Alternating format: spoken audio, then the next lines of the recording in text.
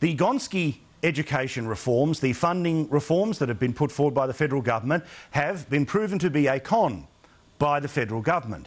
I spoke today on the radio with Peter Garrett, the Schools Education Minister, and he told me what I had long suspected, and definitely I thought last night on this television program, was that this is nothing more than a political stunt, and it is a stunt designed to try to drive a wedge not between parents and parents or parents and kids, but between the Liberal states and the federal government. Here's how it works. By his very own admission today, I asked him, so if a state government, for example, New South Wales, Queensland, Western Australia, Victoria, any of the places where there are currently Conservative governments, if they don't sign up to this 2-for-1 schools plan, will you still spend the money that the federal government is offering to spend at this time?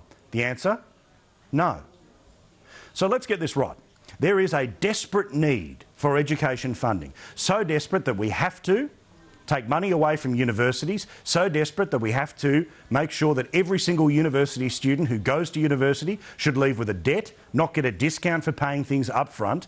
A schools education program that apparently will be the difference between kids being able to read or not read. The government is offering 2/3 of its $14.5 billion over the next 6 years.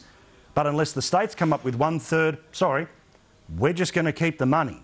Now, that isn't me making it up. It's not Liberal spin. It's not wishful thinking from Conservatives. This is what Peter Garrett told me directly. Now, if that doesn't prove straight up that this is all about trying to do two things: one, force coalition governments to work in tandem with an unpopular federal government, but more importantly, in a state like New South Wales or Queensland, the only way that this money could be come up with is if the state government found new ways to cut what they already have, which is a tight budget in debt. So what does Julia Gillard want out of Campbell Newman, out of Dennis Napthine, out of Colin Barnett or out of Barry O'Farrell? What does she want them to do? Does she want them to cut back on nurses? Because that's what would have to happen to find the extra $1 billion down the couch. Does she want them to cut $1 billion out of policing? Because that's what they'd have to do to find the money to match this proposal.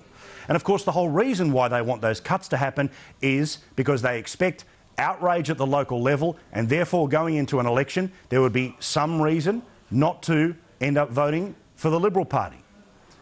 But this is something that Australians can see for the rort that it is. There is not a person who doesn't believe that we need more education, as much money as possible for education. But this is not the way to go about it. And it is disingenuous of a government to say that they desperately believe in a need for federal funding and greater funding for our schools, but we're not going to give you 2/3 of the funding because the other guys won't be able to find their third of the funding. It's a fake, it's a fraud, and it's a wedge. And it's one that I don't think is going to be half as successful as the Prime Minister and her smarty pants advisors think is going to be the case. People can see a con, and this is a con.